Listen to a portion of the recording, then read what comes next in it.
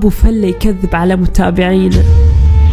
طبعا نفس ما تعرفون أبو فلة بمقطع 20 مليون قرر يهدي هذا الشخص اللي من الاحتياجات الخاصة سيارة. هذه زين بيد اليمين أو هذه بيد اليسار، أي واحدة تبي بالضبط؟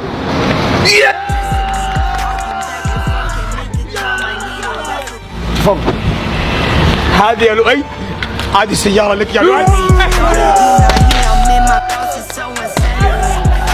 ولكن الصدمة إن الولد مع أمه طلعوا في بث مباشر وقالوا إن أبو فلة ما سلم السيارة أساسا للولد. والله السيارة ما أعطاني إياها، ما بعرف شو السبب ما أعطاني السيارة. المهم ما أعطاني السيارة، ابني ما أعطاني السيارة.